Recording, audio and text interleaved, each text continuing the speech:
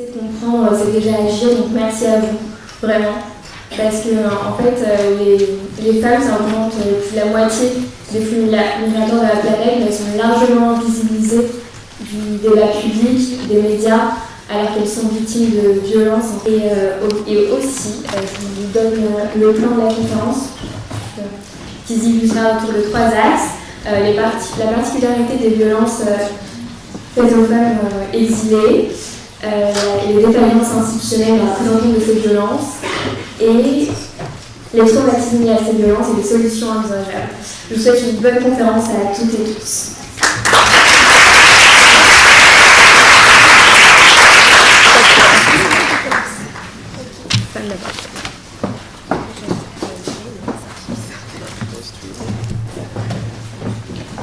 Bonsoir à tous.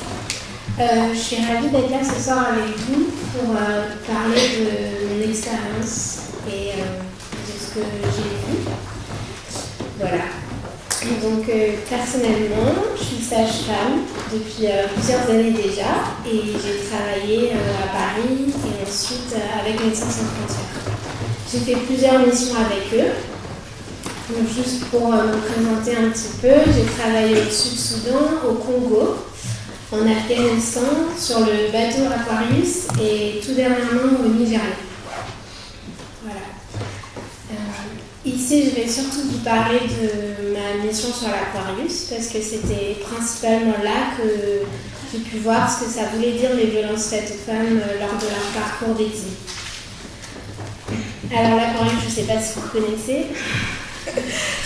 Donc Antoine vous décrira ensuite exactement la mission, je pense, du bateau, ce qui se passe et ce qu'on rencontre aussi sur place. Donc c'est un bateau qui a pour but de sauver des vies en mer. Voilà. Le but c'est que les gens ne meurent pas en Méditerranée quand ils traversent. J'ai fait ma mission l'année dernière, entre août et novembre 2017.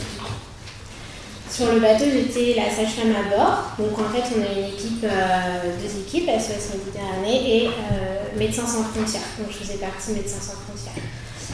Il y a une équipe médicale avec un médecin, infirmier, sage-femme. Voilà. Et mon rôle sur le bateau, c'était de m'occuper des femmes et des enfants lorsqu'on les accueillait. Donc je ne faisais pas de sauvetage sur les bateaux en tant que tel, mais on récupérait les enfants et à ce moment-là, je les prenais en charge. On les mettait à l'abri dans un shelter, une pièce environ de 30 à 50 mètres carrés, dans lesquelles ils pouvaient se sentir, on va dire, au calme, ou en tout cas sauver des eaux et en sécurité. Voilà. Et à partir de là, je m'occupais donc de les accueillir, de leur donner ce qu'il fallait pour qu'ils mangent, qu'ils boivent, qu'ils se reposent, qu'ils se changent. Et ensuite, on parlait de leurs problèmes médicaux s'ils en avaient, parce que tout le monde n'a pas forcément envie d'en parler. Et à ce moment-là, ils pouvaient venir me voir. Voilà. Du coup, sur le bateau, on accueillait beaucoup de gens de partout dans le monde, finalement, et de toute nationalité, de tout âge, et de tout type de... comment dire des gens pauvres comme des gens plus riches, comme il n'y avait pas vraiment de type caractéristique de personne qui va décider de partir de son pays pour telle ou telle raison. Étant donné ma position de sage-femme, je m'occupais des femmes du coup, donc j'avais les femmes en consultation. Voilà. Alors, ces femmes, en fait, venaient me voir souvent, bon d'abord parce que celles qui étaient enceintes, il fallait que je les voie pour pouvoir savoir du coup la grossesse, comment ça se passait, comment elles se sentaient. Et ensuite, il y avait tout type de demandes, juste me voir parce que finalement, on avait envie de discuter avec moi, finalement on avait envie de me raconter un peu qu'est-ce qui se passe. Et aussi de savoir si on peut avoir des médicaments, ce genre de choses, parce qu'on a toujours peur en fait que quelque chose nous atteigne. Voilà. Alors, c'est vrai que toutes les femmes qui sont passées à bord et que j'ai vues, avec qui je me suis entretenue, ont toutes eu des violences. Alors, que ce soit dans leur pays d'origine, les mariages forcés, excision ou viol ailleurs, enfin en tout cas en dehors du cercle familial. Et ensuite, en Libye. Toute personne qui est passée par la Libye, surtout les femmes, ont vécu la torture, le viol pour certaines et les violences. Personne n'en échappe. Je me souviens d'une femme qui m'a dit un jour mais moi, ils m'ont juste fouillé en bas. Alors du coup, ils ne m'ont pas vraiment violée en fait. Voilà, c'était ça le juste. Le juste, et on m'a juste fait des attouchements. Donc en fait, du coup, on m'a pas vraiment fait grand-chose comparé aux autres. Bon, je sais pas ce qu'on en pense, tout ça, mais personnellement, je trouvais que c'était pas injuste. Après, j'ai rencontré d'autres femmes qui, elles, ont vécu des histoires très difficiles. Une des femmes dont je me souviendrai, je pense que c'est la première qui a parlé avec moi et qui s'est livrée de son expérience. Cette femme venait de la Côte d'Ivoire et en fait, je l'ai remarqué parce que normalement, le soir, après un sauvetage, ce qui se passe, c'est que les gens s'endorment. Ils sont fatigués, ils sont enfin en sécurité, enfin il va rien leur arriver. Quoi qu'il se passe sur le bateau, rien de grave ne va se passer en fait. Ils ont tout ce qu'il leur faut, en tout cas le strict minimum est là, et ils ont bien senti qu'on n'allait rien leur faire. Donc en général, tout le monde s'endort. Et sauf elle s'endormait pas. Elle était assise là, dans le noir, elle n'arrivait pas à s'endormir. Et je me suis approchée d'elle et je lui ai dit qu'est-ce qui se passe? Tu n'arrives pas à t'endormir, tu es mal installée, tu as besoin de quelque chose, est-ce qu'il y a quelque chose que je peux faire pour toi? Et là, elle m'a dit, mais en fait, je n'arrive pas à dormir. Je lui ai dit, d'accord. Alors, explique-moi, tu as envie de m'expliquer? Elle m'a dit, en fait, je peux pas, je repense à tout. À tout. À tout, c'est-à-dire, à quoi tu repenses? Tu veux me raconter ou tu veux que je te laisse? Et elle m'a dit non, je repense à tout, à la mer, à la Libye, Et là, elle n'arrivait plus à parler. Elle ne pouvait plus s'exprimer. C'était trop dur, je pense. Voilà, j'étais là à côté d'elle et je me suis assise. Je lui ai pris la main et j'ai attendu. Et elle a pleuré, mais elle n'arrivait pas à raconter ce qui s'était passé. C'était encore un peu trop dur. Ce sera toujours trop dur d'ailleurs. Et je lui ai dit du coup, mais si tu veux, ce soir on n'en parle pas et on en parlera demain. Ou on n'en parlera pas, c'est comme tu veux, mais on n'est pas obligé d'en parler. Elle m'a dit, mais on en parlera demain alors. Demain. Du coup, le lendemain, c'était un jour où on n'avait pas de sauvetage. On les avait sauvés le matin et le lendemain, on pouvait enfin faire des consultations du coup. Alors, je l'ai vue la première. Je lui ai dit, viens, on va s'asseoir ensemble maintenant. Et si tu as envie, raconte-moi ce qui s'est passé. Et cette jeune femme avait donc fui son pays pour fuir un mariage forcé. Elle était passée par la Libye et s'était fait enfermer dans un camp de passeurs, comme beaucoup d'ailleurs. Et là, dans le camp de passeurs, comme beaucoup d'autres femmes, elle avait été violée plusieurs fois par plusieurs personnes. Elle avait été enfermée dans une pièce et plusieurs personnes rentraient. Et voilà, tout ça pendant plusieurs semaines. Elle avait vu d'autres femmes, des enfants. Elle a réussi à dire ce qui s'était passé, mais c'était très compliqué encore. Elle m'a livré son histoire. Et elle m'a livré son histoire en me disant, moi je veux que le monde sache. Je veux qu'on sache ce qui se passe ici. Tu pourras le raconter. Ne le garde pas pour toi. Et je lui ai dit, non, alors, on racontera ton histoire, on dira aux gens qu'est-ce qui se passe ici. pourquoi les gens fuient. Pourquoi ils fuient leur pays, finalement, ça, c'est pas la première question. Chacun a ses raisons de partir et on est qui pour les juger. Pourquoi ils fuient la Libye, ça par contre, je pense qu'on peut tous le comprendre. Et je pense qu'on peut tous le comprendre qu'on n'a pas envie qu'ils meurent en mer quand ils ont vécu ce qu'ils ont vécu. Cette jeune femme, c'était la première. Après elle, il y en a eu d'autres. Beaucoup d'autres. Et tout avec des histoires aussi tristes les unes que les autres. Il y en avait qui arrivaient à garder le sourire, à me dire que, en fait, ça allait aller parce qu'on était là. Alors ça, c'était quand même quelque chose de... Voilà, parce qu'on leur avait tendu la main, qu'enfin, ils avaient rencontré des gens qui juste leur tendaient la main, qui leur demandaient rien, qui les traitaient comme des êtres humains. Ça faisait des mois, voire des semaines, des mois, pour certains des années, qu'ils n'avaient pas été traités comme un être humain normal, comme vous, comme moi, qu'on respecte dans cette dignité. Non. J'ai eu d'autres jeunes femmes, une jeune femme qui essayait d'éliminer sa grossesse parce que c'était une grossesse due à un viol, alors du coup elle se massait le ventre pour essayer de faire sortir son enfant. Elle avait compris qu'elle était enceinte, elle ne voulait pas le garder. Une jeune femme qui, à 5 mois de grossesse, découvrait sa grossesse avec moi suite à un viol aussi. Elle n'avait pas compris qu'elle était enceinte ou alors elle le refusait complètement. Pour elle, c'était pas possible.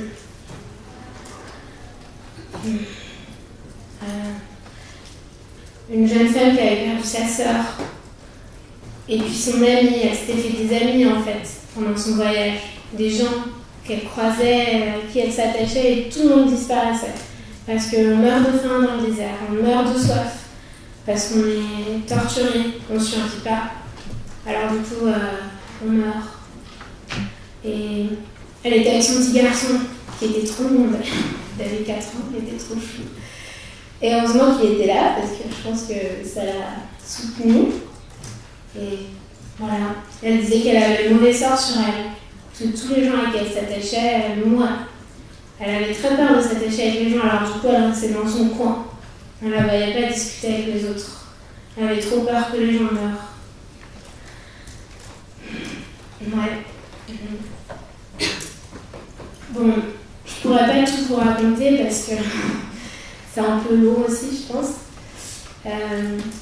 Mais si je suis là ce soir, c'est vraiment parce que ces histoires-là, et beaucoup d'entre elles me l'ont dit, c'est sur la première, mais toutes les autres m'ont dit qu'il fallait que le monde sache. Et donc, on se sent dépositaire d'une histoire qui va vivre en nous aussi et qu'on souhaite transmettre. Alors, mes mots sont peut-être un peu violents et c'est peut-être un peu difficile à entendre, mais tout ça, c'est pour qu'on essaye de comprendre que ces gens-là méritent qu'on les sauve et méritent qu'on prenne soin d'eux après tout ce qu'ils ont traversé. Ces femmes, c'était difficile. On a vraiment, sur le bateau, on pouvait leur offrir un moment de sécurité et de paix, mais on sait tous que la suite est aussi très dure. Une fois qu'on est arrivé, parce qu'à l'époque, quand j'étais sur le bateau, on est arrivé en Italie, et les gens étaient pris en charge différents. En tout cas, quand elles arrivaient en Italie, alors là, c'était pas gagné non plus, parce qu'il y avait des réseaux de prostitution, surtout pour certaines populations. Et donc, elles risquent de tomber là-dedans. On essaie de les mettre en garde, mais en fait, a priori, c'est quand même très compliqué de mettre en garde des gens là-dessus quand on est complètement démunis et qu'on ne sait pas à qui se référer. Donc, voilà. Ce qui se passe ici, c'est aussi très dur. Je pense que tous, on est un peu au courant et on sait autour de nous, on a parlé pour les médias de tout ça. Et donc, on a une certaine sensibilité à ça. Il y a des gens ici qui font des choses, qui aident ces femmes. Et voilà. Récemment, j'ai travaillé avec une association qui s'appelle ADSF, Action pour le développement de la santé des femmes, qui fait du bénévolat à Paris. Et lors d'une maraude, j'ai croisé une femme qui était passée par la Libye, le bateau, alors je ne sais pas lequel, mais en tout cas par un bateau, qui est arrivé en Italie et qui est arrivé en France, ça faisait environ 1 an. Et elle était complètement perdue. Elle était traumatisée et elle se souvenait de rien. Elle n'arrivait plus à se rappeler des dates. Elle me disait je crois que je dois avoir un cancer à la tête ou une tumeur ou quelque chose, je comprends pas, j'oublie tout, je suis perdue. Comment ça se fait? J'ai eu une éducation, j'ai fait des choses. Et elle me disait aussi, les gens ne croient pas. On ne croit pas que quand je suis arrivée en Italie, on m'a pas cru que j'ai été violée en Libye. On m'a pas cru parce qu'il n'y avait rien, il n'y avait pas de traces. Est-ce qu'on a besoin de preuves pour croire ces gens-là? Je pense que le simple fait qu'on le dise mérite qu'on y apporte une attention. Et voilà, cette jeune femme va être aidée, je pense. Et donc cette association crée un lien social en fait pour essayer de référer les gens vers d'autres personnels médicaux pour être pris en charge et essayer d'améliorer leur situation, en tout cas médicale et sociale. Voilà, si vous souhaitez vous renseigner, c'est pour faire le lien avec la France. S'il y en a d'entre vous qui souhaitent faire quelque chose.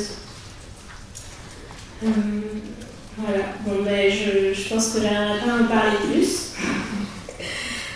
C'était juste une petite introduction. Mais merci en tout cas de m'avoir donné la parole. Merci à vous d'écouter. Et j'espère que vous avez compris. Et voilà, merci.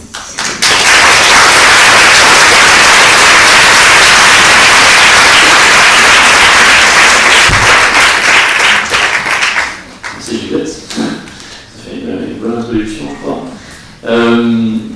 Donc moi je suis Antoine Laurent, j'ai été marin sauveteur sur l'Aquarius, sur la même mission que Juliette, mais à un rôle différent. Notre rôle c'était d'organiser tout ce qui se passait sur l'eau, d'envoyer les petits bateaux, d'aller chercher les gens, stabiliser la situation, les évacuer. Et ensuite, une fois qu'on les amenait à bord du navire, on passait le relais à l'NSF, qui en plus de Juliette comme sage-femme, ils avaient un médecin, 2 infirmiers, plus des gens qui permettaient de discuter avec eux et de poser des témoignages.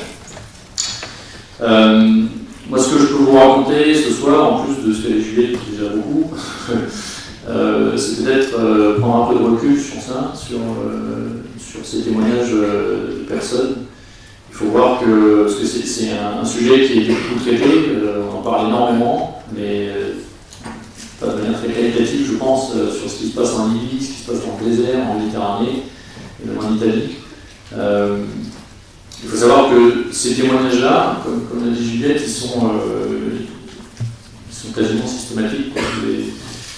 Les femmes qui sont fait des agressions, qui ont été soumises à des viols à l'échelle industrielle, parce que je n'ai pas mal à parler de ça, c'est des dizaines de milliers de personnes qui sont aujourd'hui en captivité dans des centres de détention privés, de milices ou de familles ou de gens comme ça qui peuvent se faire de l'argent sur le trafic d'êtres humains, ou même dans les centres de détention publics de l'État, qui sont financés par l'Union européenne, dans lesquels ils sont complètement coincés. C'est-à-dire qu'ils vont aller en Libye pour tout un tas de raisons, comme disait Juliette, c'est absolument impossible de cataloguer les gens en disant t'es migrant économique, toi t'es réfugié. Notamment pour les femmes, je pense qu'il y a beaucoup de raisons de départ de certaines femmes qui sont nulle part dans les textes qui sont absolument retrouvés, et qui sont difficiles à décerner et surtout à prouver. Une fois qu'ils arrivent en Libye, qu'ils ont déjà passé toutes ces étapes, la première étape du déracinement, rien que quitter son foyer, quitter ses origines, son enfance, son village de départ, ses connaissances, de prendre le risque du départ, de traverser toutes ces étapes dans le désert où on craint de tomber du canon à cause des vibrations ou parce qu'on s'évanouit à cause de la soif, puis comme on ne s'arrête pas. Moi j'ai eu un récit une fois de quelqu'un, une fois que le camion fait des pauses, tout le monde descend pour se décoller les jambes, pour boire un peu d'eau, et puis le chauffeur et un moteur. Il y avait une femme qui était avec son enfant, et l'enfant était trop faible pour monter sur le camion. Le chauffeur est parti, la femme a commencé à s'énerver, il s'est arrêté, et il a tué son enfant sous ses yeux. Des récits comme ça, on en entend beaucoup. En Libye, c'est pareil, les gens qui sont des assassinats complètement stupides et arbitraires en pleine rue. Il y a quelqu'un qui disait oui, je ne peux pas imaginer qu'un enfant de 7 ans puisse apprendre à tirer le Kalachnikov sur le noir, et c'est ce qui se passe en Libye aujourd'hui. Dans les centres de détention, j'avais croisé quelqu'un qui était resté 6 mois dans un conteneur, sans jamais sortir. Il disait la seule chose, il ouvrait la porte, c'était soit pour apporter à manger, soit pour sortir des corps. Et il s'était enfermé là-dedans. Il y avait aussi des femmes dans le conteneur.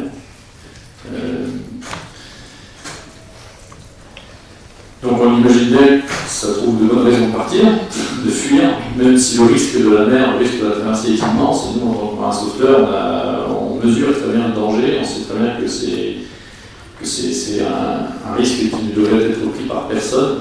Mais malheureusement, quand on déplaise à beaucoup en Europe, ces gens-là ont d'autres choix que de prendre ce risque, même si ça leur coûte la vie, parce que cette vie sera toujours cette mort sera toujours moins pénible que les souffrances en Égypte.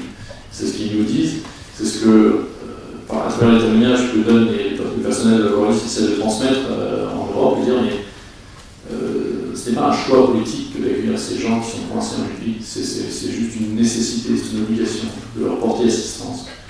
D'abord en mer, parce qu'ils sont là, parce qu'ils y meurent, et puis au-delà, si on peut espérer faire davantage, c'est de les extirper de ce piège libyen. Pour parler sous plan un peu plus institutionnel, aujourd'hui l'Union européenne a décidé ça fait longtemps, mais d'essayer de contenir au maximum les migrants à l'extérieur de ses frontières. On sait qu'il y a 6 milliards d'euros qui ont été donnés à la Turquie pour maintenir 3 millions de réfugiés en Turquie. Ça se passe relativement bien, même s'il y a quand même des dérives. Sauf qu'en Libye, c'est quand même très compliqué d'enlever l'argent comme ça, sinon il n'y a pas d'État, il n'y a pas d'intermédiaire. Donc la seule solution qu'ils ont réussi à trouver, c'est d'armer les milices, et de dire à des milices qui sont déjà impliquées dans le trafic X et Y, voire même du trafic d'êtres humains et de prostitution, de leur dire on va vous offrir plus d'argent que ce que vous gagnez avec les trafics que vous avez l'habitude de faire, et par cet argent vous allez vous engager à ne plus envoyer de migrants sur des bateaux. Alors ça a marché, c'est plutôt efficace. Les flux de départ ont assez diminué, même s'il y a plein d'autres raisons. Ils ont aussi financé, formé et armé l'armée libyenne pour intercepter les migrants en mer et les renvoyer dans les centres de détention en Libye. MSF est présent aussi dans les centres de détention en Libye. Je peux te donner un but. On a aussi des récits, j'ai des infirmières de MSF qui revenaient de Libye. Voilà pour ce que fait l'Europe, c'est pas très glorieux. Nous, on a essayé de dénoncer avec nos petits bras, mais ça a été difficile parce qu'on était nous-mêmes sur la sellette pour d'autres raisons, parce qu'on était considérés comme un APDR, comme un pont entre l'Afrique et l'Europe. Ce que je veux dire, c'est qu'il y a aussi un aspect sur moi en tant que responsable des opérations maritimes, surtout à la fin de ma mission, parce que je travaille plus pour la SOS Méditerranée, mais à partir de juin dernier, quand il y a eu ce vacarme médiatique autour de la Croix-Rouge, nous, on s'est retrouvé vraiment au front sur le plan médiatique, même si on avait déjà eu pause sur médiatique avant, là c'était, je pense pour la première fois on se retrouvait dans le flux mainstream du média, parce que bon, être sur France Culture et sur Arte, c'est sympa, mais c'est pas là que les choses se passent. Et là on se retrouvait vraiment au cœur du réacteur médiatique et politique. Et j'ai été assez marqué par la distorsion qu'il puisse y avoir entre la perception qu'ont les gens de la migration et la réalité, et notamment sur la place des femmes dans cette migration, qui est complètement sous-estimée, notamment par leur nom, mais aussi par les souffrances qu'elles peuvent subir et par la légitimité qu'elles ont à demander la protection internationale, l'asile. C'est complètement sous-estimé. La plupart des gens pensent, sont quasiment certains, même s'ils n'en ont jamais croisé, qu'il n'y a que des jeunes hommes de 25 ans, des grands gaillards, qui viennent en Europe pour voler de l'emploi. Non, il y a aussi beaucoup de familles, beaucoup de femmes seules avec leurs enfants, ou alors des enfants, même des jeunes filles mineures accompagnées, qui ont absolument rien d'autre à demander que la sérénité et la sécurité. Ils ne sont pas là pour voler le parc public, s'ils y sont, c'est qu'ils y sont forcés. Donc ils méritent respect, dignité et solidarité. Et souvent, quand quand on dit un politique et une crise migratoire que l'Europe n'est pas capable de gérer, moi je considère quand même que c'est, avant d'être un problème de migrants, c'est un problème de conscience, de notre propre conscience face à des phénomènes naturels, sans vouloir paraître super disons, c'est open border, moi je ne le suis pas, mais la migration c'est un phénomène naturel. En Europe, on accueille une miette dans la migration internationale, on accueille très peu de personnes, il y a près de 220 millions de réfugiés dans le monde, de migrants en général, et 65 millions de réfugiés. En Europe, on est loin d'être exemplaire dans la manière dans notre part, dans la manière d'adapter la protection à ces personnes. Et juste, je vais finir pour pas être trop long, juste pour l'audience, parce que je pense qu'il y a beaucoup de gens qui doivent se demander comment est-ce qu'on peut aider, qu'est-ce qu'on peut faire pour ces gens. Ça paraît un peu loin, ça paraît un peu extérieur. Vous savez, il y a beaucoup de ces femmes, notamment nigérianes, qui sont par exemple recrutées dans les réseaux de prostitution et qui sont forcées de rester dans des réseaux pendant 2-3 ans comme esclaves, qui n'ont jamais obtenu de rémunération, qui sont coincés, qui sont au Boulogne, au Vincennes, au Vélo en France. Il y a des associations qui les aident, je pense que l'autre est impliquée là-dedans aussi, il y en a d'autres. Donc je pense qu'il y a beaucoup à faire. Il n'y a pas forcément besoin d'aller sur l'Aquarius, de faire des choses, de faire des super émissions très sexy à la télé, comme on le fait sur l'Aquarius. C'est sympa, ça permet de parler du sujet, ça permet de transmettre des messages, c'est important, mais il n'y a pas que ça, il se passe beaucoup de choses juste en face de votre palier, juste autour de vous, et je vous encourage vraiment, soit aujourd'hui, parce que vous êtes étudiants et que vous avez un peu de temps, ou même demain, à vous engager autant que vous pouvez pour aider ces personnes près de chez vous. Voilà, merci.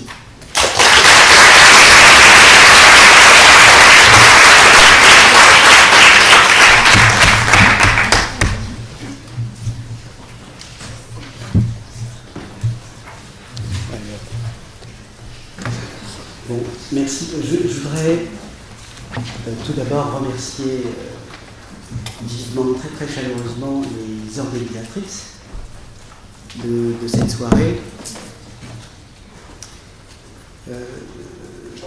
parce que c'est un thème important, sans aucun doute, mais ça reste quand même, ici et là,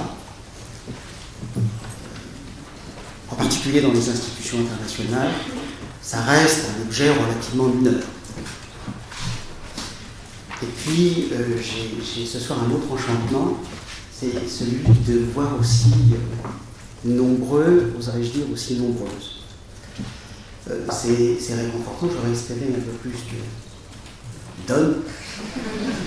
Mais bon, au moins, je vous salue, vous les hommes qui êtes là, très très chaleureusement. Alors, moi j'ai une position un peu particulière.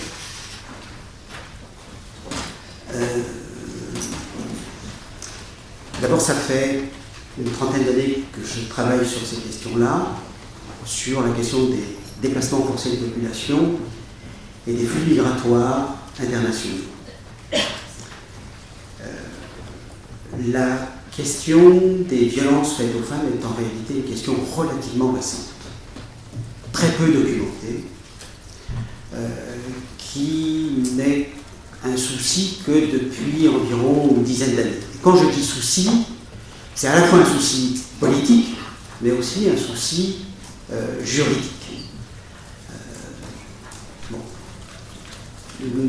Alors, pourquoi ma position est un petit peu délicate? Parce que je vous ai entendu dire des choses extrêmement intéressantes. Je ne suis pas sûr qu'elles étaient systématiquement justes. Bon, mais nous en discuterons. Moi, j'ai été juge assesseur, représentant le Haut-Commissariat des Nations Unies pour les réfugiés, à la Commission des recours des réfugiés, devenue en 2008 la Cour nationale du droit d'asile. Donc je représentais ici, dans ces deux institutions qui n'en font en réalité qu'une, je représentais le Haut-Commissariat des Nations Unies qui, vous le savez, mieux que quiconque, s'est occupé pendant très longtemps exclusivement des demandeurs d'asile et des réfugiés, ce qui n'est pas la même chose. Et depuis quelques années, les catégories se sont embrouillées, et alors il ne sait plus très bien comment penser les flux migratoires, il ne sait plus très bien comment penser la question des réfugiés et il ne sait plus très très bien comment discriminer les catégories de population. Bon, voilà, c'est une difficulté. Alors, quand on est confronté à des difficultés objectives, et en particulier quand on est confronté, car c'est l'essence même d'une institution, c'est de produire des catégories. Alors, qu'est-ce qu'il fait? Il invente des mots. Alors, par exemple, il y a ce que l'on appelle, ce que le HCR appelle les flux mixtes, ou les déplacements secondaires de population.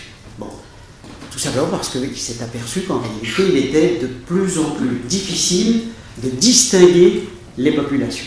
En tout cas, de distinguer les populations, pas tant quand elles partent de leur pays d'origine, et en particulier sur la route, et en particulier sur le chemin de l'exil. Alors, en fait, dans le monde, il y a environ, vous l'avez dit, je crois, 220 millions de personnes. En fait, on ne connaît pas exactement les chiffres, hein. Mais allez, on va dire d'entre 220 et 250 millions de personnes qui n'habitent plus chez eux. Ce qui, vous l'aurez remarqué, est quand même un chiffre extrêmement faible. Extrêmement faible. Puisque nous sommes un peu plus de 7 milliards, ça veut dire qu'en réalité, la tendance lourde, pour parler comme les démographes, c'est la stabilité. C'est de rester chez soi, pas de partir. Bon. Et dans les 220 millions, bien évidemment, il y a toute une série de catégories. Hein.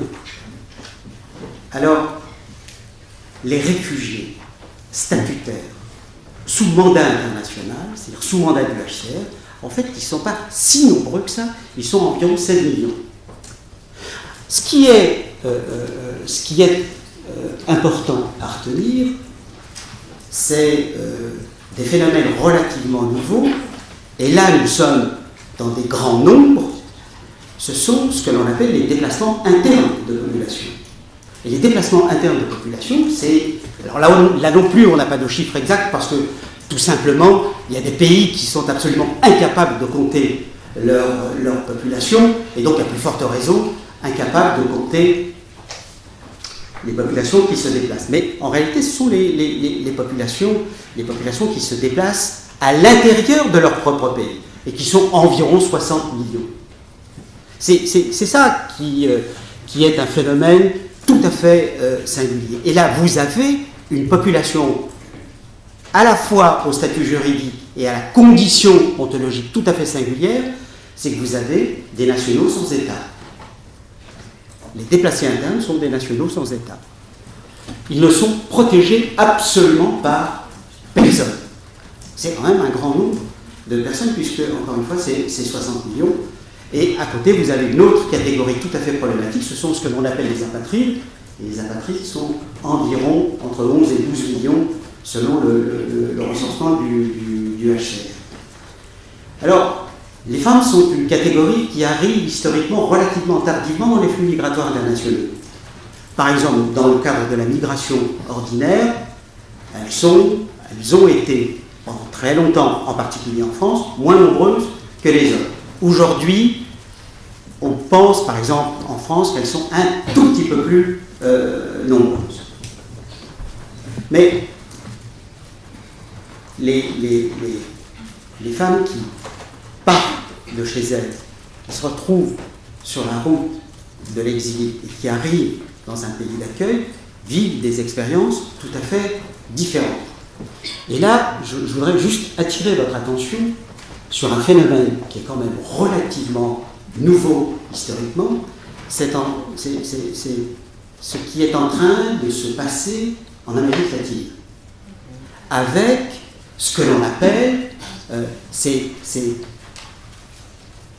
populations qui par masse se déplacent, qui montent vers les États-Unis et qui traversent un pays qui, du point de vue des droits de l'homme, n'est pas un pays exemplaire.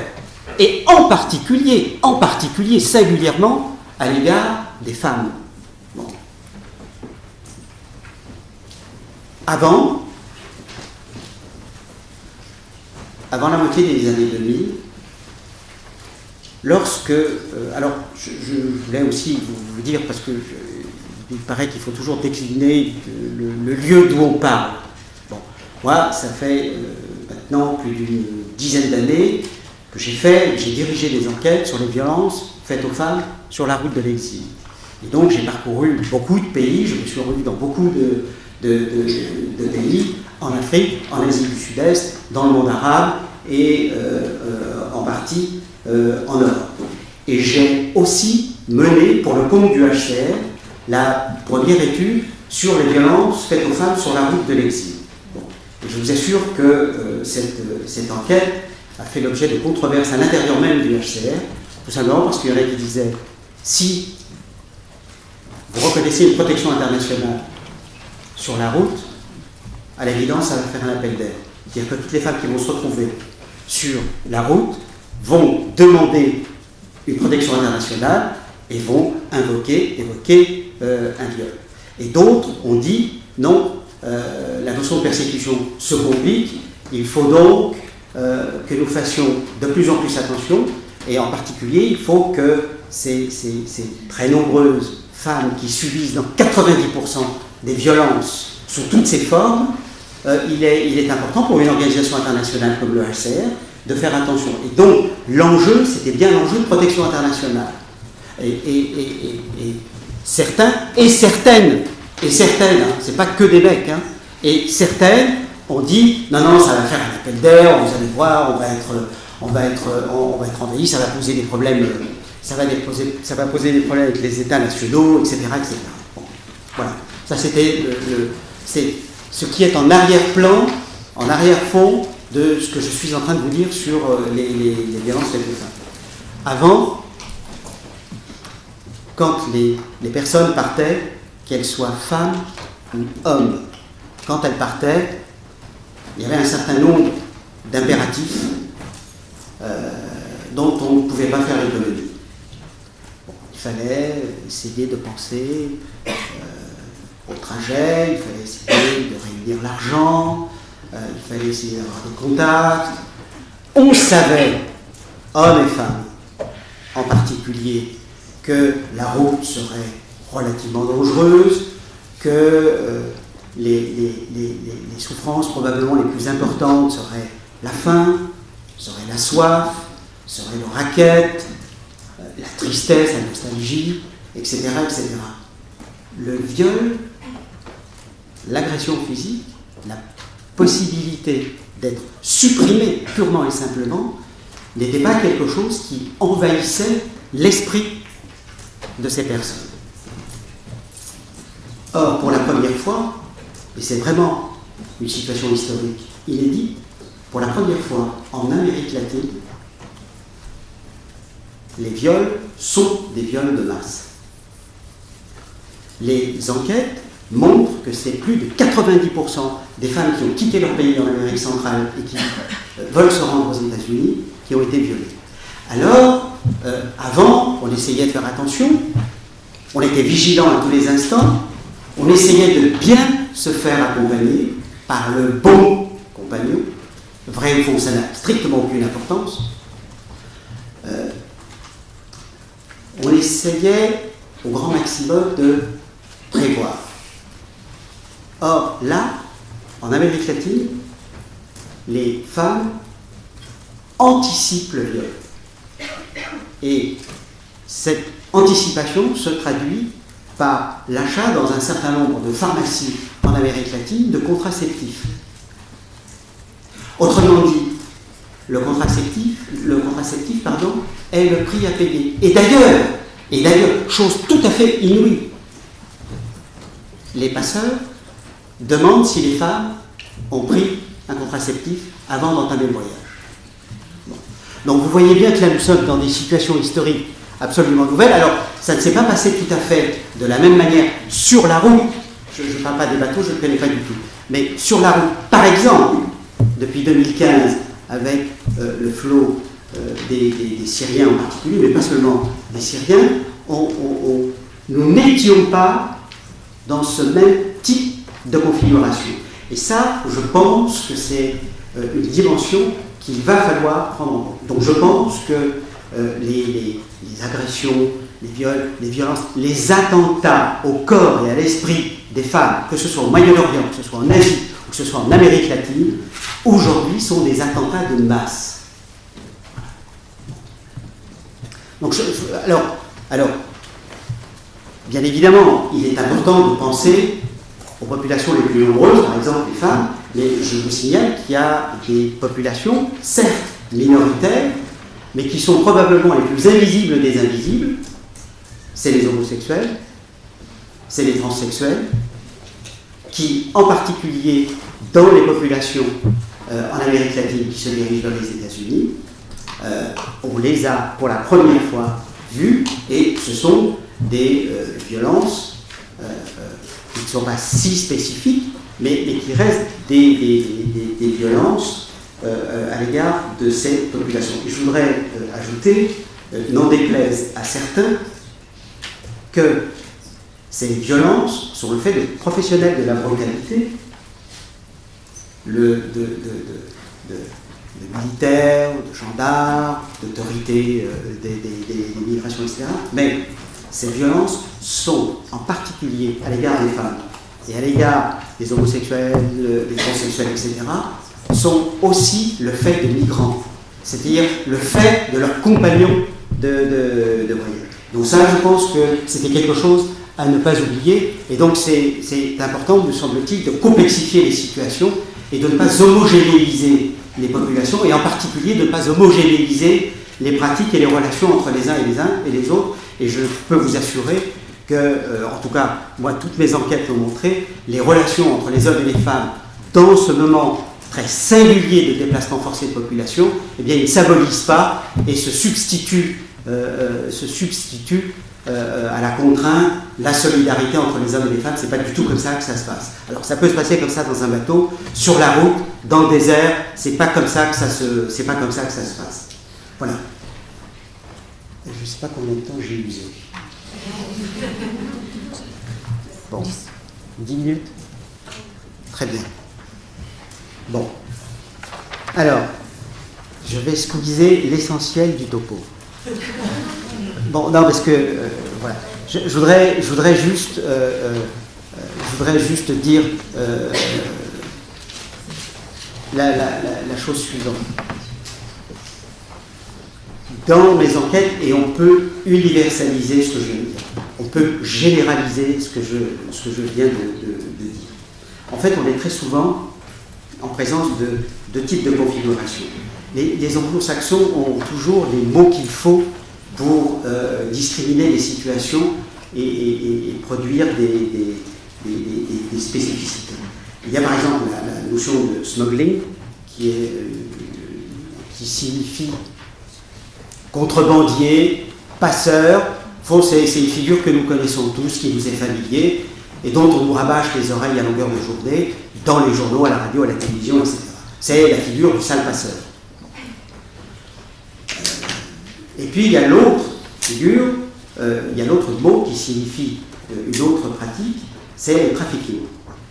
Alors, ce sont deux situations qui engagent des liens très différents.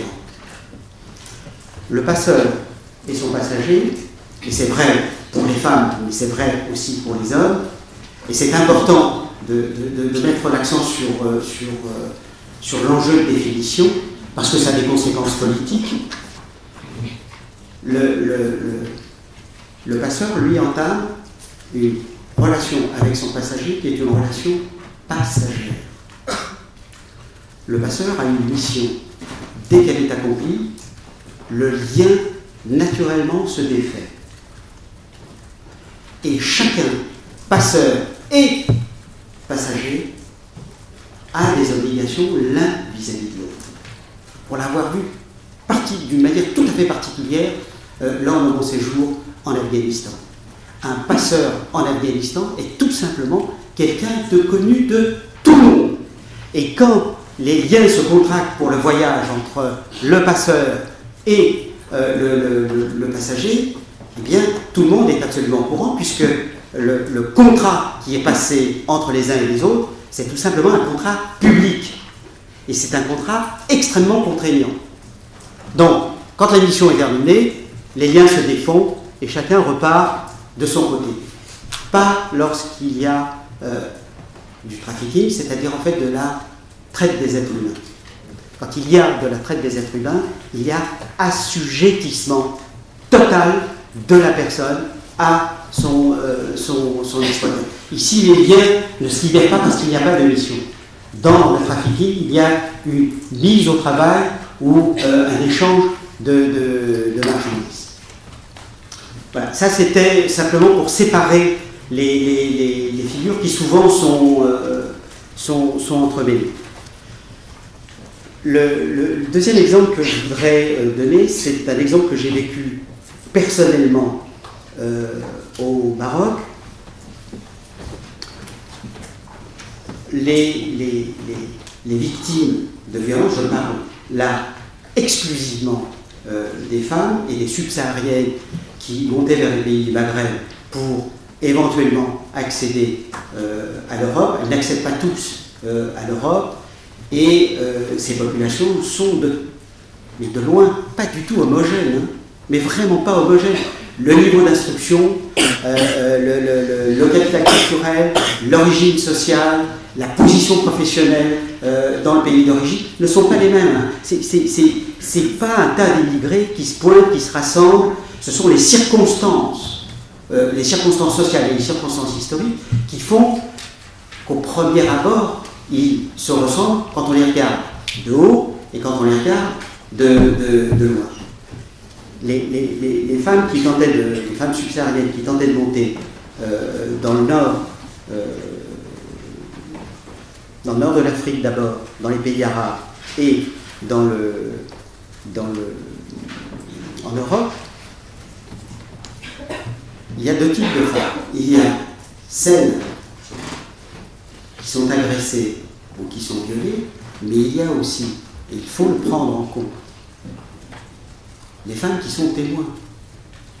Et en particulier, les femmes qui sont témoins dans des lieux qui sont publics.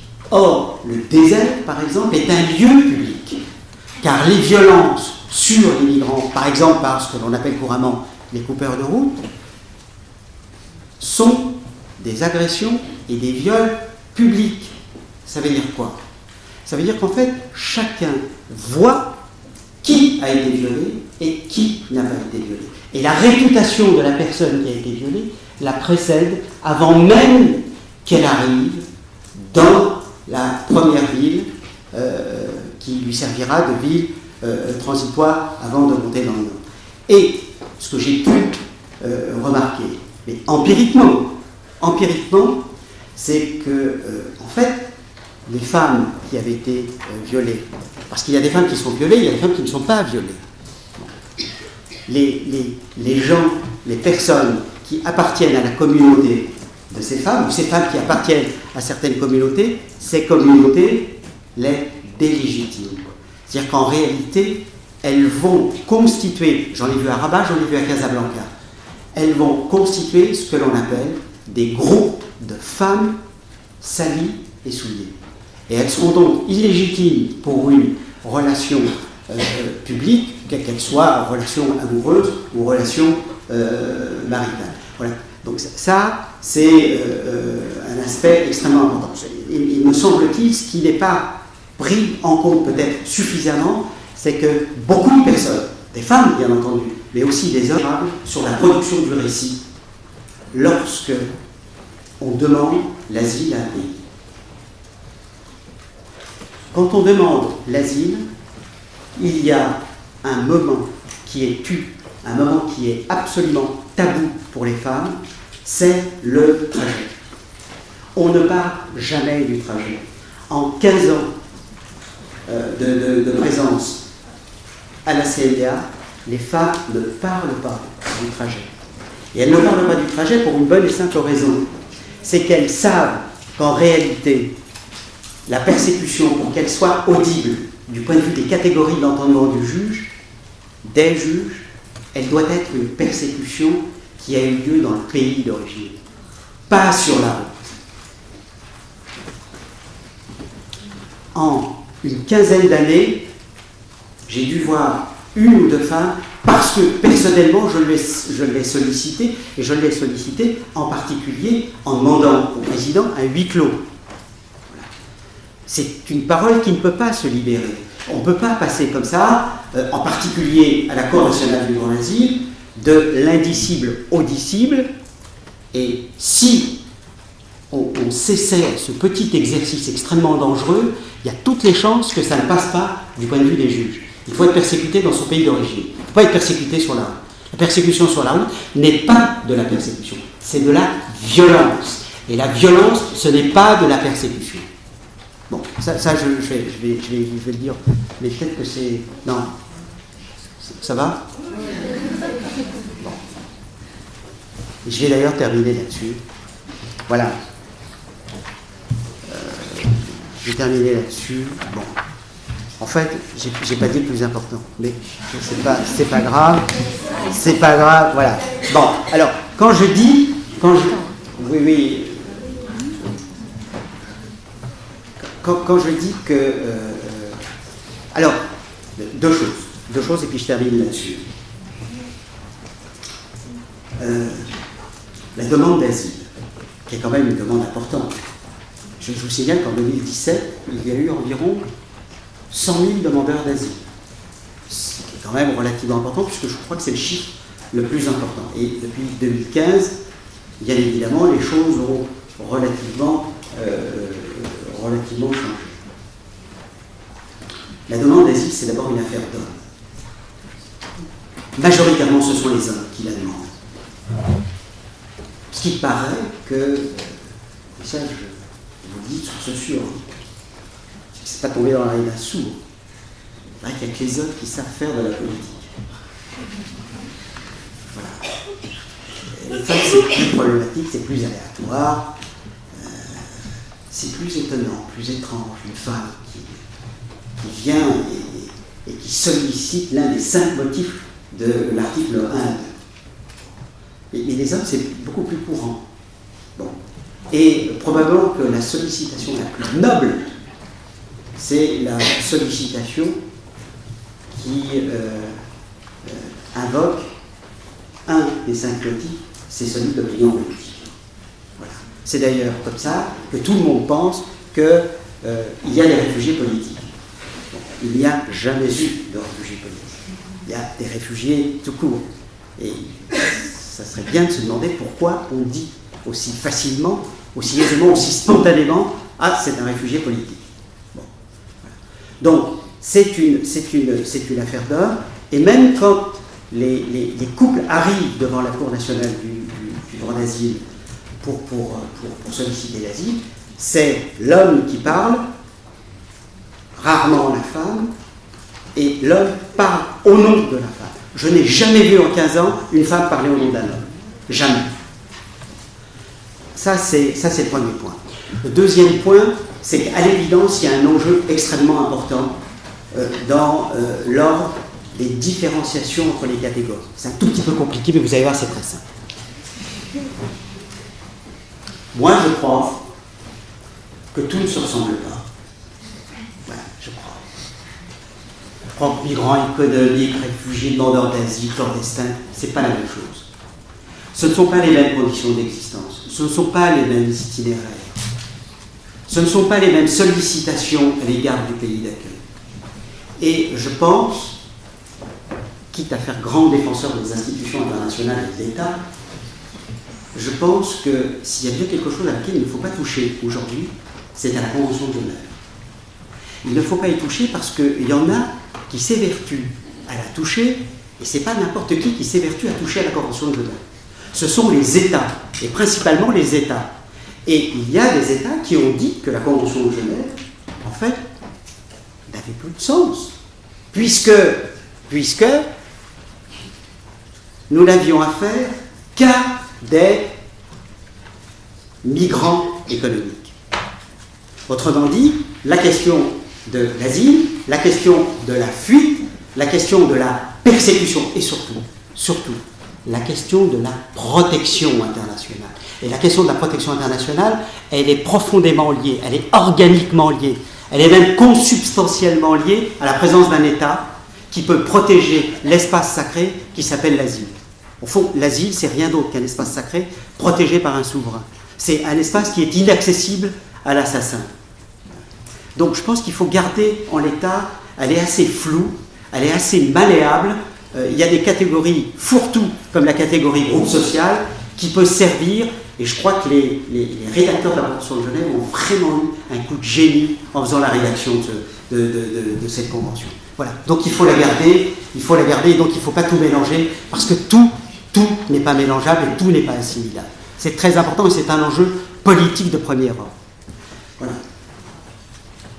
L'enjeu, c'est personnellement ce que j'ai proposé au Haut Commissariat des Nations Unies pour les réfugiés, c'est de rajouter un motif, un 6e motif, aux 5 motifs de l'article 1 et 2 de la Convention de Genève.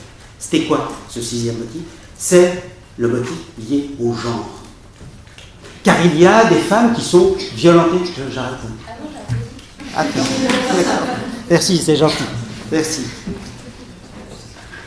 Car il y a des violences qui s'exercent sur les femmes, tout simplement parce qu'elles sont femmes, indépendamment de ce qu'elles peuvent penser ou ne pas penser, indépendamment de leur origine, indépendamment de leur confession, etc. etc. J'ai proposé un 6e motif. Vous comprenez bien, vu mon âge, il y a un bail que j'ai arrêté d'être naïf, surtout sur ces questions-là. Surtout sur ces questions-là. Bon. Si vous avez un regard ou un esprit un tout petit peu armé en matière de rapport de force, vous voyez très bien que le chemin est encore très très long. J'ai donc proposé un 6e, après l'enquête, et tout l'enjeu de l'enquête, sollicité par le HCR, ça je l'ai découvert pas du tout a priori, je l'ai découvert en faisant l'enquête. Tout le travail de cette enquête a constitué, à disjoindre la catégorie de la violence de la catégorie de la persécution. Si vous arrivez à disjoindre la catégorie de la violence et la catégorie de la persécution, alors vous avez des chances de sensibiliser un certain nombre de personnes pour que ces personnes puissent se dire oui, pourquoi ne pas ajouter un 6e motif à l'article 1. Pourquoi séparer la violence de la persécution?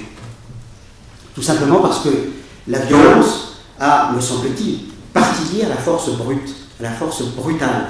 Autrement dit, une force qui ne se justifie pas.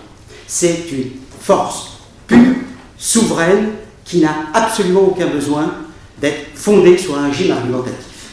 Ce qui n'est pas le cas de la persécution. Parce que la persécution peut être juridiquement connue. Et la persécution, c'est à la fois deux choses, me semble-t-il. C'est à la fois une poursuite de l'injustice, mais c'est aussi, me semble-t-il, je l'avais noté, excusez-moi, voilà, je l'avais noté, oui, bien sûr, pourquoi oui.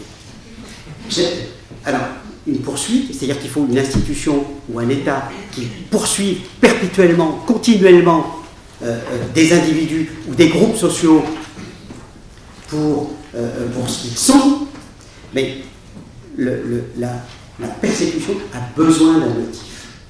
Elle a besoin d'un motif, pas la violence. La violence n'a pas besoin de motif. Elle a simplement à s'exercer le plus souverainement du monde sans justificatif. Et si on arrive à faire admettre que les femmes qui sont sur la route de l'exil, en fait, ce n'est pas de la violence qu'elles subissent, mais c'est bel et bien de la persécution. Et cette persécution, elle ne va pas sans accueil, et sans accueil singulier pour cette catégorie de la population. Et l'accueil, ici, c'est à la fois de la protection et du soin. Voilà, donc il y a un gros travail à faire pour que les personnes qui sont censées protéger d'autres personnes admettent que la violence n'est pas de la persécution et que ces femmes méritent toute l'attention, et même l'attention première aujourd'hui, parce que je considère que nous sommes en présence de viols de masse, que ces femmes, nombreuses, par milliers, par centaines de milliers à travers le monde, méritent un peu plus que de la compassion.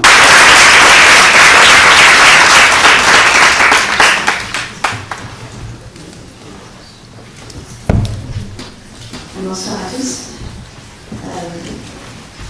Je vais me présenter juste en quelques mots. Donc, je suis Natacha Moin, je suis médecin chef de service de l'association Parcours d'Exil. Alors, si Médecins sans frontières est très connue et la Cour nationale du droit d'asile aussi, Parcours d'Exil, c'est certainement un peu moins pour vous. L'association Parcours d'Exil, concrètement, c'est un centre de soins qui propose, un centre de santé qui propose des soins médico-psychologiques pour toute personne victime de torture et d'atteintes graves aux droits humains, que ce soit dans leur pays ou sur le chemin de l'exil, d'où le nom Parcours d'Exil. Nous proposons une prise en charge globale, aussi bien médicale, psychologique, que tout un accompagnement de réinsertion. Pourquoi ? Parce que la plupart des personnes que nous accueillons ont été victimes de violences physiques avec des répercussions psychologiques. Certains n'ont pas subi de violences psychiques, reprenant justement ce que vous disiez par rapport aux témoins, mais vous pouvez imaginer quelle violence psychologique c'est que d'assister à toutes ces horreurs. Voilà, donc notre équipe elle est composée de 2 médecins, 2 psychologues, un ostéopathe, une art thérapeute, justement pour proposer des soins un petit peu différents, et des activités de réinsertion qui ont tout à fait un but thérapeutique.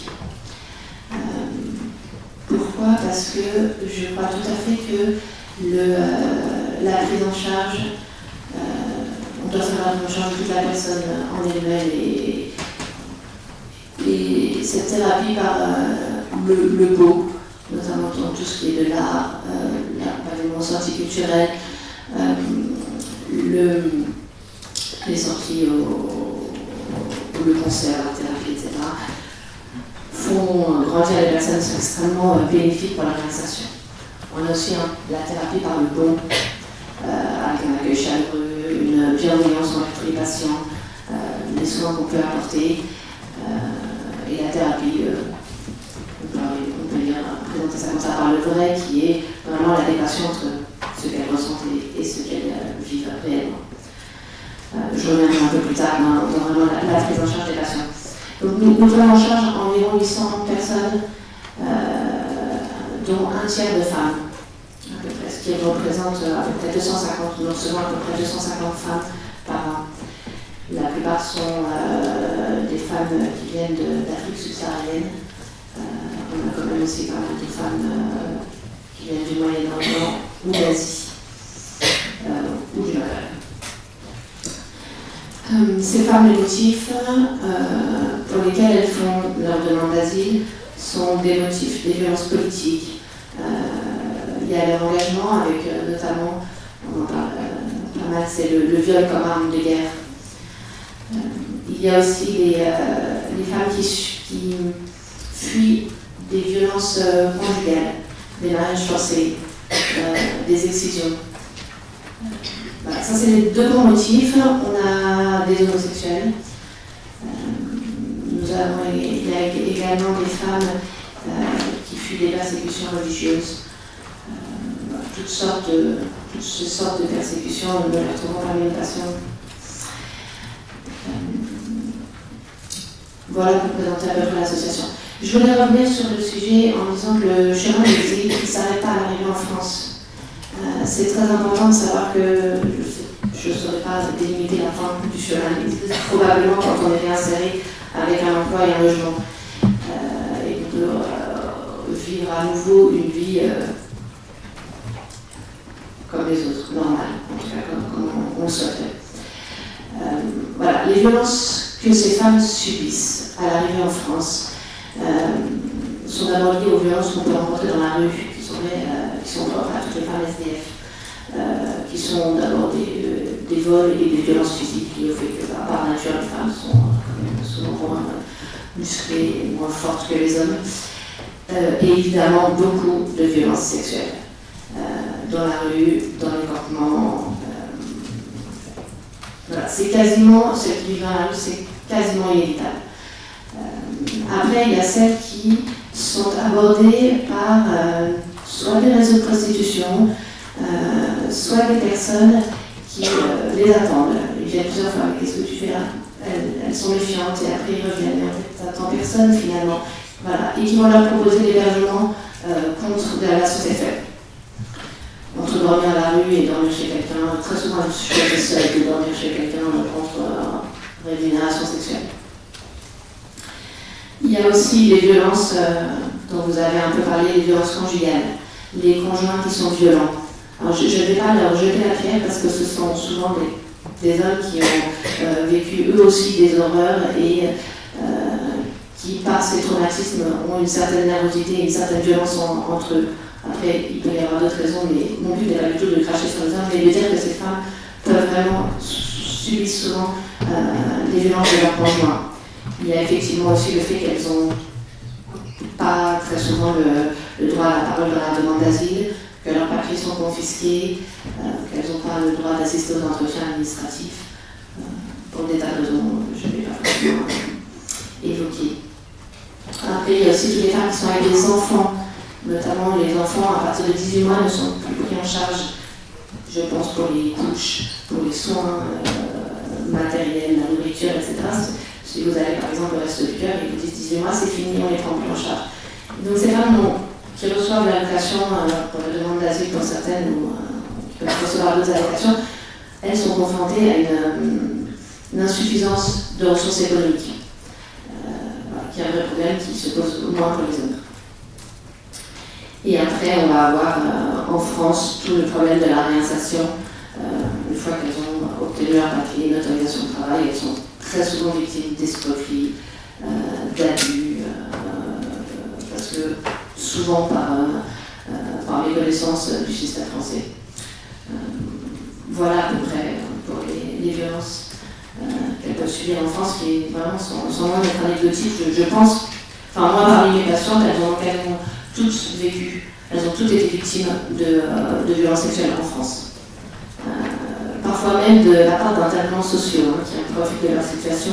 Je pense à une patiente qui a été violée à plusieurs reprises par son assistant social et quelqu'un d'autre l'a poussée à porter plainte et au final, c'est elle qui a été condamnée, comment on appelle ça? Pardon? Pour diffamation, voilà, exactement. Parce qu'il n'y avait pas assez de preuves, alors en fait il y avait plusieurs personnes qui avaient été victimes de cet homme. Je ne vais pas dire aux intervenants sociaux, mais pour dire qu'il y a quand même des victimes, il y a quand même des personnes qui abusent des femmes, même parmi les Français soi-disant bienveillants. Voilà. Alors après, les solutions, non, les traumatismes.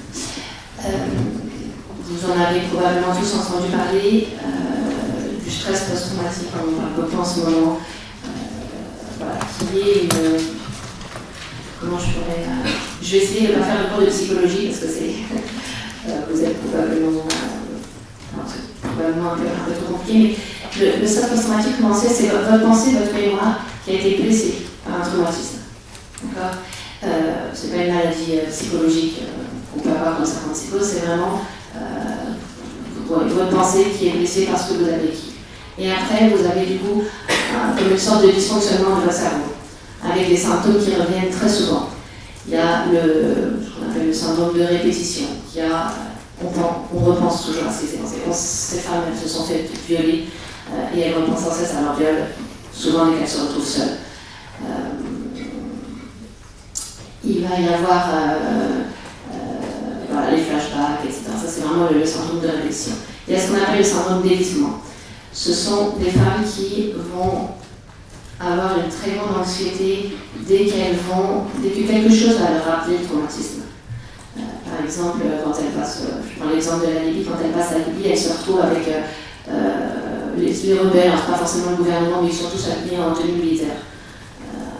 Voilà, donc vous voyez le plan Rigibert à Paris, il y a des militaires partout. Ces femmes qui ont été violées par des militaires, dès qu'elles les voient, elles sont dans un état de panique extrême.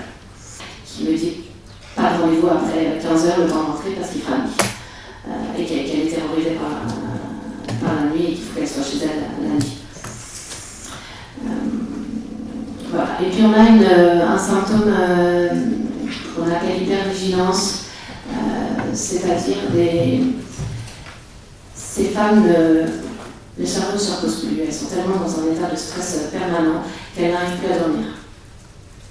Elles font des cauchemars, elles sont toujours à l'affût, elles peuvent être un petit peu nerveuses, non pas violentes du tout, mais vraiment, on voit bien l'état de stress permanent, elles ont une grande anxiété.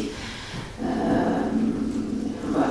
Il va y avoir, parmi ces symptômes, je ne fais pas tout détaillé, mais ces femmes vont souffrir de troubles de la concentration. Pourquoi ?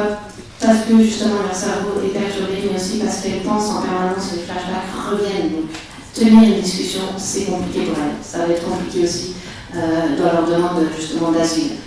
C'est des femmes qui peuvent avoir qui perdent la mémoire, les dates sont confus. C'est vraiment le cerveau qui se protège, qui veut essayer d'oublier, qui n'arrive pas à oublier, ça fonctionne plus très bien.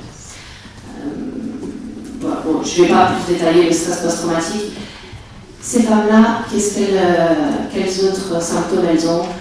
Il y a évidemment un symptôme dépressif.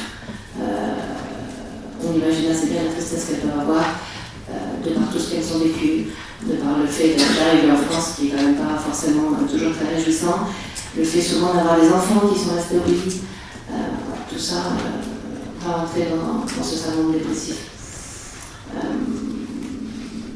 Elles vont, voilà. Bon, je vais m'arrêter pour les syndromes psychologiques. Vous imaginez bien que psychologiquement, on peut s'arriver mal après de telles violences. Après, évidemment, il y a aussi des conséquences physiques. Donc, pour reparler des violences sexuelles, il y a tous les troubles gynécologiques, les infections sexuellement transmissibles, les traumatismes vaginaux qu'on peut retrouver liés aux violences. Vous allez avoir tous les troubles gynécologiques, les douleurs pendant les règles, voilà, des règles qui vont avoir des troubles très abondants, par exemple, ça c'est très fréquent. Des grossesses non désirées. Il va aussi y avoir des troubles sexuels, c'est des femmes qui vont perdre toute libido, peuvent avoir de désir, avoir des troubles, après quand elles sont construites, des troubles de l'orgasme, etc. Voilà. Ça c'est pour les conséquences gynéco et sexuelles. Comme autre conséquence physique pas négligeable, vous avez les cicatrices. Les cicatrices liées aux violences et qui peuvent être très dures parce qu'elles affectent vraiment l'image de soi. J'ai notamment une patiente qui me dit mais regardez-moi ça, tout le monde, à chaque fois que je rencontre quelqu'un, on me dit mais toi pour avoir cette cicatrice pareille, tu as dû faire des choses pas terribles dans ton pays. Et à chaque fois on me rappelle que j'ai subi toutes ces violences. Et la pauvre elle avait des cicatrices. Je ne peux même pas dire qu'elle était défigurée, elle avait ses cicatrices et en fait dès qu'elle se regarde dans la glace, elle se rappelle son passé et tout ce qu'elle a subi. Après, il y a d'autres conséquences physiques comme des troubles digestifs, avec des gastrites liées à la mauvaise alimentation, une alimentation suffisante, un jeune pour manger, ça donne un fraction au système digestif. Il va y avoir des troubles neurologiques, pareil, des mauvais états généraux, avec des malaises à répétition, des maux de tête. Voilà. Après, tout le corps peut être affecté par les violences. Et puis, il va y avoir des conséquences un peu plus sociales, assez liées aux conséquences psychologiques, mais qui vont être des difficultés d'insertion, un isolement, un repli sur soi, une perte de confiance envers tous les autres, parce qu'on se méfie en fait. Des difficultés à apprendre le français, qui ne sont pas du tout de la mauvaise volonté. Moi, je suis toujours impressionnée par justement le désir qu'ont ces personnes à apprendre le français et à essayer de s'insérer, mais j'oublie mes auteurs, je n'arrive pas à le lire. Ça fait, voilà, j'oublie tout, je me demande si ça sert à rien de lire le français, parce qu'elles n'arrivent pas à retenir. Mais il y aura après toutes les difficultés de réinsertion quand je parle pour les patientes qui ont réussi à obtenir les papiers, surtout pour celles qui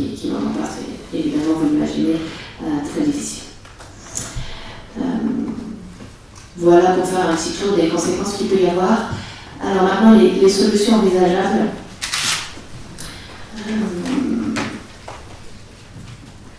De quoi manquent ces femmes en fait? Ces femmes, elles ont été profondément touchées dans leur dignité, dans leur humanité.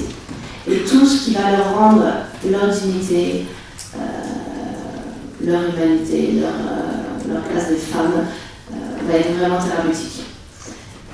C'est-à-dire qu'en fait, finalement, tout le monde a un rôle à jouer là-dedans. Je parle de mon voisin, donc, qui va représenter, quand il était juge à la CNR, qui va représenter l'autorité, comme la police, donc les magistrats, etc. Ce sont des personnes qui vont permettre de faire la différence entre l'auteur et la victime. C'est-à-dire qu'elles vont... D'abord, on va les écouter. Et déjà, rien que ça, c'est impressionnant. C'est-à-dire que la façon dont un policier ou un juge ou un officier de protection va écouter la patiente, même si au final elle ne bénéficie pas du statut de réfugié politique, de la protection subsidiaire ou autre, rien de les considérer comme une personne et de les écouter, ça a un effet thérapeutique et elles peuvent se sentir beaucoup mieux. Parce que parce qu'on les a considérées comme des personnes dignes d'être écoutées. Même si après on considère qu'elles leur statut ne bénéficie pas. Ça se sent les bons. Voilà, donc après on fait la différence entre l'auteur et la victime, ça c'est extrêmement important. Je pense à une patiente qui est arrivée dans mon bureau dans un état de sidération totale et une angoisse extrême. C'est-à-dire qu'elle ne parlait pas, à part me dire qu'elle avait mal à la tête.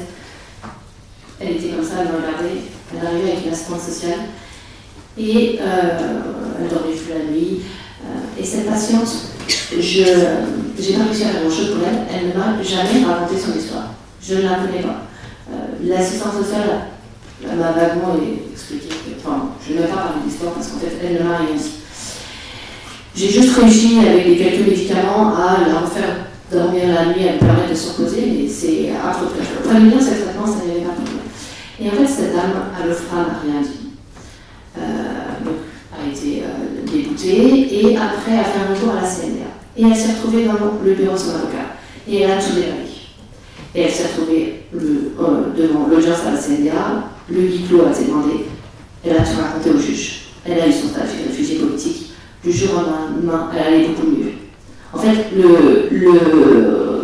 qu'est-ce qui a été bénéfique pour elle? Juste d'avoir été entendue, d'avoir été considérée, et le fait que ce soit la justice.